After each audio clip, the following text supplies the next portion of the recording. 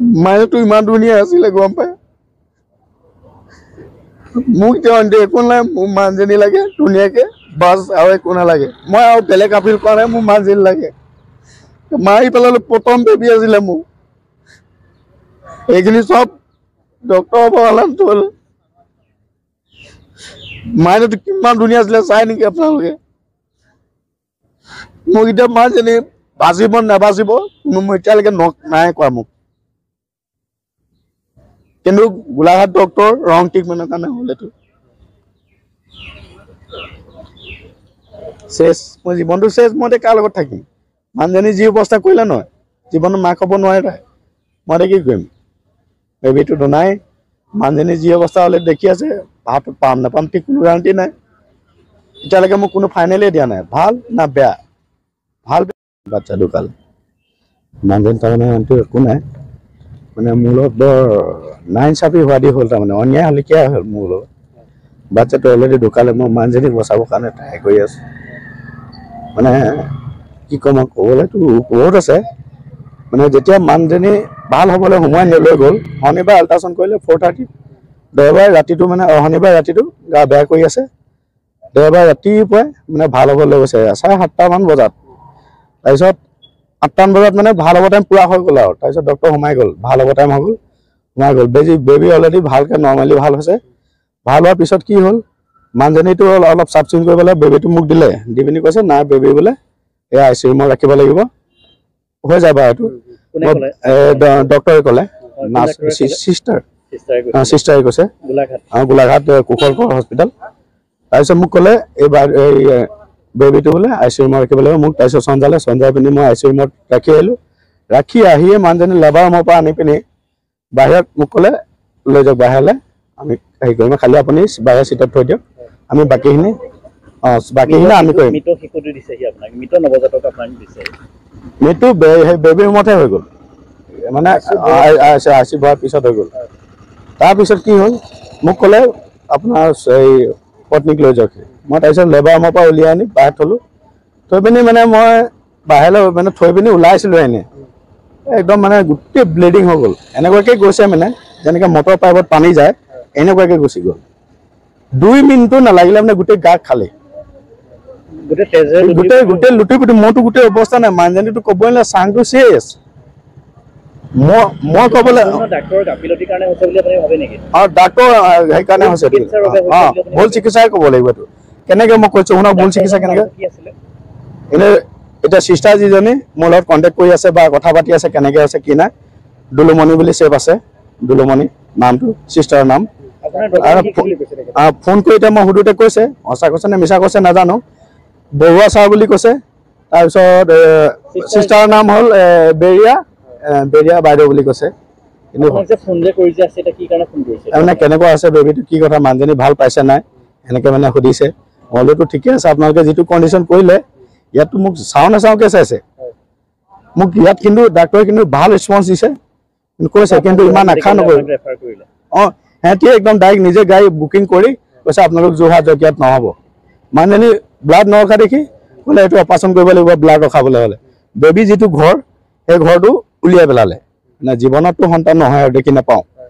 একদম একেচোতে উলিয়াই পেলাই অপাৰেশ্যন কৰি তাৰপিছত সিহঁতি লগালগ হেৰি কৰি পিনি কৈছে গোলাঘাট যাব লাগিব আপোনালোক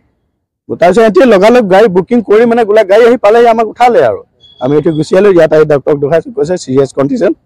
এইটো বহুত ডেঞ্জাৰ হেৰি এইটো ডক্টৰ ৰং ট্ৰিটমেণ্ট গোলাঘাটত ডক্টৰ ৰং treatment Golaghat Kushal Konwar hospital baby delivery এইটো মানে মই ইমান ভালকৈ জানো এইটো অকল বেবীহে থাকে মানে মহিলা ফেমিলি মানে সেইটোৱে থাকে একদম গোটেই মানে কি ক'ম আৰু ক'ব পৰা নাই মই একদম ডাইৰেক্ট এইটো 100% ৰং ট্ৰিটমেণ্ট 100%। এতিয়া স্বাস্থ্যৰ পৰা গ'লে মই কি জনাম আৰু মোৰ মানুহজনী গোৱাই লাগে পোৱালিটো গ'ল বাৰু কি ক'ম আৰু মই মায়েতো ইমান ধুনীয়া আছিলে গম পায় মোক এতিয়া একো নাই মোৰ মানুহজনী লাগে ধুনীয়াকৈ বাছ আৰু একো নালাগে মই আৰু বেলেগ আপিল কৰা নাই মোৰ মানুহজনী লাগে মাৰি পেলালো প্ৰথম বেবী আছিলে মোৰ এইখিনি চব ডক্টৰৰ পৰামৰ্শ হ'ল মাইনাটো কিমান ধুনীয়া আছিলে চাই নেকি আপোনালোকে মোক এতিয়া মানুহজনী বাজিব নাবাজিব কোনো এতিয়ালৈকে নাই কোৱা মোক কিন্তু গোলাঘাট ডক্টৰ ৰং ট্ৰিটমেণ্টৰ কাৰণে হ'ল এইটো শেষ মই জীৱনটো শেষ মই কাৰ লগত থাকিম মানুহজনী যি অৱস্থা কৰিলে নহয় জীৱনত মাক হ'ব নোৱাৰে তাই মই কি কৰিম বেবীটো দুনাই মানুহজনী যি অৱস্থা হ'লে দেখি আছে ভাত পাম নাপাম ঠিক কোনো গেৰাণ্টি নাই এতিয়ালৈকে মোক কোনো ফাইনেলেই দিয়া নাই ভাল না বেয়া ভাল বেয়া মোক একোৱে কোৱা নাই এতিয়ালৈকে কিন্তু গোলাঘাট ডক্টৰ কিন্তু যোৰহাট ডক্টৰে কিন্তু মোক বৰ ধুনীয়াকৈ ৰেছপঞ্চ দি আছে চিন্তা নকৰিব বৰ ধুনীয়াকৈ ট্ৰিটমেণ্ট কৰিছে গোলাঘাট ডক্টৰ সেইকাৰণে হৈছে এইটো ভুল চিকিৎসাৰ বাবে হৈছে এইটো মানে কিন্তু গোলাঘাট ডক্টৰে যোৰহাট ডক্টৰে কিন্তু কৈছে এইটো বহুত চিৰিয়াছ কণ্ডিশ্যন মোক কিন্তু চাইন কৰাহে এটি অপাৰেশ্যন লগালোঁ কৈছে আকৌ অহাৰ কাৰণে অপাৰেশ্যন কৰিব লাগিব কৈছে পেটত ব্লাড আছে অপাৰেশ্যন কৰিলে স্থানীয় যিজন বিধায়ক যথেষ্ট সহায় সহযোগিতা কৰিছে কেনেকুৱা ধৰণৰ সহায় সহযোগিতা পাইছে তেখেতৰ পৰা এনে ভালে পাইছোঁ মোক ডাইৰেক্ট নিজে ফোন কৰি পিনি সুধিছে বহুতখিনি সমস্যা কি নাই কৈছে মই এইখিনি এনকুৱাৰী ল'ম এই বিশ্বজিৎ ফুকন MLA বিধায়ক আপোনাক খবৰ লৈছে ধুনীয়াকৈ খবৰ লৈছে ধুনীয়াকৈ সোধ-পোছ কৰিছে বাৰু ধুনীয়াকৈ কৰিছে চব কৰিছে কিন্তু এইটো ৰং ট্ৰিটমেণ্ট হোৱাৰ কাৰণে ডক্টৰ গাত কিন্তু পূৰা হেৰি আছে দুখ আছে পূৰা 100% দুখ আছে এইটো কিন্তু হয়তো চব নৰ্মেলি কৰি দিলে যেতিয়া চাফ চিকুণ কৰিব টাইমত হয় ন সেইটো তাৰমানে যিটো কাটিব নলগীয়া বস্তুটো কাটি দিলে সেইকাৰণে ব্লাড গাত নথকা হৈ গ'ল সেইটো আপুনি বাৰু আপোনাৰ সপোনৰ ঘৰটো নিৰ্মাণ কৰাৰ প্ৰস্তুতি চলাইছে নেকি কম বাজেটত এটা ভাল ঘৰ এটা ভাল কনষ্ট্ৰাকশ্যন কোম্পানীৰ সন্ধানত আছে নেকি আপুনি তেন্তে এয়া আপোনাৰ বাবে অত্যন্ত ভাল খবৰ কিয়নো reasonable price best of the best materials কেইবাজনো অভিজ্ঞ সম্পন্ন ইঞ্জিনিয়াৰ আৰু দক্ষ ৱৰ্কাৰৰ সৈতে বহুতৰ ঘৰ নিৰ্মাণ কৰি ৰাজ্যৰ বিপুল সমাদৰ লাভ কৰিবলৈ সক্ষম হৈছে অমৰ কনষ্ট্ৰাকশ্যনে অসমৰ ইমূৰৰ পৰা সিমূৰলৈ ছাৰ্ভিচ প্ৰদান কৰাৰ সুবিধা ৰাখিছে এই অমৰ কনষ্ট্ৰাকশ্যনে নতুন ঘৰ নিৰ্মাণ কৰাৰ লগতে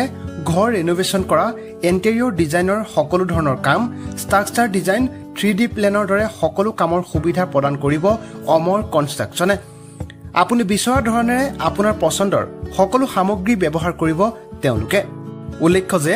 বাস্তুৰ নিয়ম অনুসৰিহে আপোনাৰ ঘৰটোৰ ব্লুপ্ৰিণ্ট প্ৰস্তুত কৰিব অমৰ কনষ্ট্ৰাকশ্যনে তেন্তে পলম কিহৰ এতিয়া যোগাযোগ কৰক 8486305323 অথবা 8638773827 নম্বৰত ৱেবছাইট www.omorconstruction.tech ঠিকনা কালিবাৰী ৰোড লামডিং আসাম 782447 তেন্তে পলম নকৰি এতিয়া যোগাযোগ কৰক ৰাইজৰ বিশ্বাসযোগ্য প্ৰতিষ্ঠান অমৰ কনষ্ট্ৰাকশ্যনৰ সৈতে